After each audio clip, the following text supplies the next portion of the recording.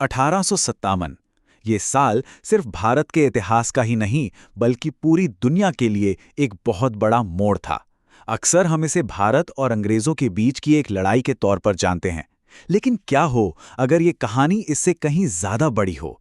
चलिए आज समझते हैं कि कैसे भारत में लगी ये एक चिंगारी एक ऐसी वैश्विक आग बन गई जिसने दुनिया भर के साम्राज्यों, अखबारों और आम लोगों तक को अपनी चपेट में ले लिया। कहते हैं ना, नाम में ही पूरी कहानी छुपी होती है। और यहां हमारे पास एक ही घटना के दो नाम हैं। एक तरफ अंग्रेजों के लिए ये बस एक सिपाही विद्रोह था, मतलब एक छोटी मोटी सैन्य बगावत। वहीं दूसरी तरफ भारतीयों के लिए ये स्वतंत्रता का पहला संग्राम था, पूरे देश की आजादी के लिए एक आवाज। तो ये सिर्फ दो नाम नहीं हैं, बल्कि दो अलग अलग नजरिए हैं जो एक ही सच्चाई को देख रहे हैं। और यहीं से हमारी वैश्विक कहानी शुरू होती है। जरा सोचिए, 19वीं सदी का वो दौर जब ना इंटरनेट था ना सोशल मीडिया, तब भारत में हुई कोई घटना पूरी दुनिया में कैसे फैल गई। ये सब हुआ भाप से चलने वाले जहाज़ों और टेलीग्राफ की वजह से। खबरें लंदन, पेरिस, न्यूयॉर्क, यहाँ तक कि चीन तक पहुँच रही थीं। ये सिर्फ एक विद्रोह नहीं था, बल्कि ये शायद दुनिया की पहली ग्लोबल मीडिया घटनाओं में से एक था। तो चलिए देखते हैं कि दुनिया ने इस खबर को कैसे देखा और सुना। लेकिन दुनिया भर में क्या हुआ, ये समझने से पहले एक बार फिर भारत लौटना जरूरी है।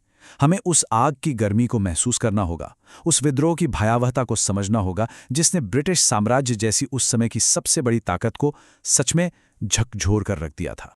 ये विद्रोह किसी जंगल की आग की तरह फैला। 10 मई को मेरठ में एक चिंगारी उठी और सिर्फ 6 दिनों के अंदर विद्रोही दिल्ली पर कब्जा कर चुके थे।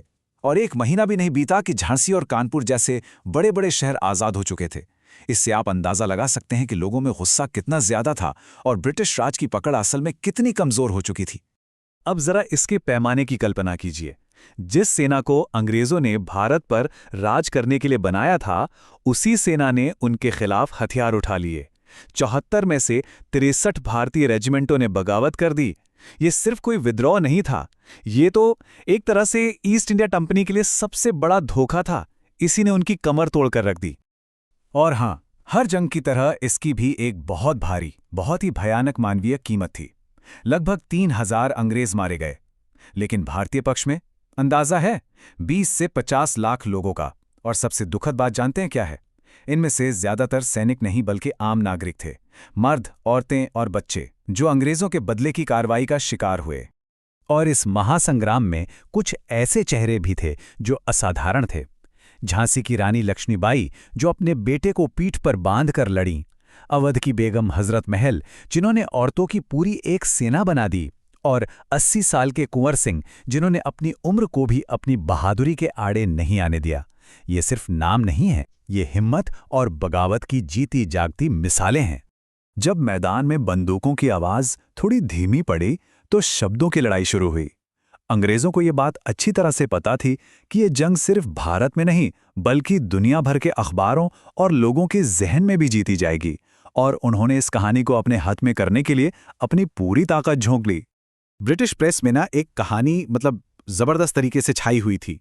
कानपुर में एक कमांडर की बेटी थी, यूलिका व्हीलर। कहानी ये बनाई गई कि उसने बड़ी बहादुरी से विद्रोहियों का सामना किया और जब उसे लगा कि वो पकड़ी जाएगी तो उसने अपनी इज्जत बचाने के लिए कुएं में कूदकर अपनी जान दे दी। उसे एक हीरो, एक नायिका बना दिया गया। लेकिन असली कहानी वो तो कुछ और ही थी। यूलिका व्हीलर की मौत नहीं हुई थी, उन्हें एक भारतीय ने बचाया और उन्होंने अपनी बाकी की जिंदगी एक मुस्लिम पहचान के साथ भारत में ही गुजारी। और ये कहानी हमें साफ साफ दिखाती है कि कैसे साम्राज्य अपनी क्रूरता को छिपाने और खुद को हीरो साबित करने के लिए झूठी कहानियां गढ़ते हैं। और पता है, इस विद्रोह का असर ब्रिटिश सोच पर बहुत बहुत गहरा पड़ा। जैसे लॉर्ड क्रॉमर का ये कहना ये साफ बताता है कि ये घटना उनके लिए कितनी बड़ी थी। मतलब ये उनके लिए एक चेतावनी थी, एक सबक जिससे वो कभी नहीं भूलना चाहते थे। तो एक तरफ ब्रिटेन तो अपनी कहानी बना रहा था, है ना? लेकिन बाकी दुनिया वो क्या सोच रही थी? तो चलिए अब इस कहानी को ग्लोबल स्टेज पर लेके चलते हैं और देखते हैं कि लंदन से लेकर पेरिस और न्यूयॉर्क तक इस घटना की गूंज कैसी सुनाई दे रही थी। यूरोप में तो समझिए एक शतरंज की बिसात बिछ गई थी। हर कोई अपनी चाल चल रहा था। एक तरफ थे ब्रिटेन के पुराने दुश्मन जैसे फ्रांस और रूस, वो तो बस उम्मीद कर रहे थे कि भारतीय विद्रोही जीत जाएं और ब्रिटेन कमजोर हो जाए। वहीं आयरलैंड, जो खुद ब्रिटिश हुकूमत के नीचे था, वो भारतीयों के संघर्ष में अपनी लड़ाई की एक झलक देख रहा था। मतलब हर कोई अपने मतलब के हिसाब से इस घटना को देख रहा था। खास तौर पर आयरलैंड से जो आवाज़ें आ रही थी वो सुनने लायक हैं।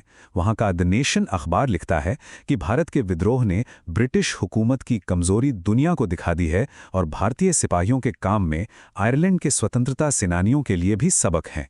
साफ था, वो भारत के इस संग्राम में अपनी आज़ादी की एक उम्मीद देख रहे थे। और फ्रांस जैसे देश वो सिर्फ तमाशा नहीं देख रहे थे, वो तो इस मौके का पूरा फायदा उठा रहे थे। एक तो उन्होंने ब्रिटिश साम्राज्य की क्रूरता की निंदा की और दूसरी तरफ खुद को बेहतर दिखाने की कोशिश की।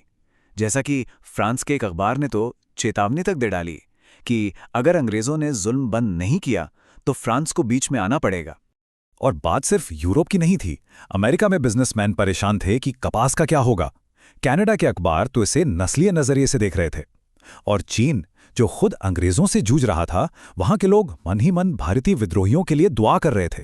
सच में ये एक ग्लोबल इवेंट था। तो सवाल ये है कि जब ये सारा तूफान थमा तो आखिर हुआ क्या? इसका असर सिर्फ भारत पर नहीं बल्कि पूरी दुनिया पर पड़ा, और ऐसा पड़ा कि उसकी गूंज हमें आज भी सुनाई देती है। देखिए, 3 सबसे बड़े और फौरी बदलाव हुए। पहला तो ये कि ईस्ट इंडिया कंपनी का खेल खत्म हो गया। दूसरा, भारत पर अब सीधा ब्रिटिश क्राउन का शासन शुरू हो गया।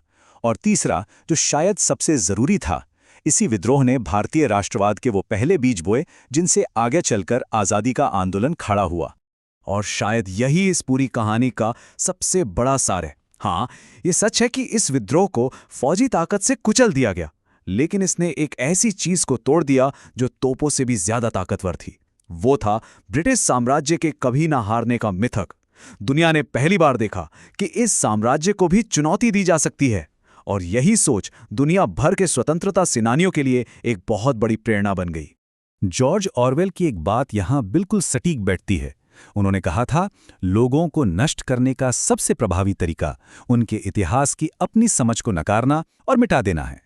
इसलिए 1857 की कहानी सिर्फ भारत की कहानी नहीं है, ये दुनिया की कहानी है। और जब हम इसके इस ग्लोबल पहलू को समझते हैं, तभी हम इतिहास को उसकी पूरी सच्चाई और उसकी पूरी जटिलता के साथ देख पाते हैं।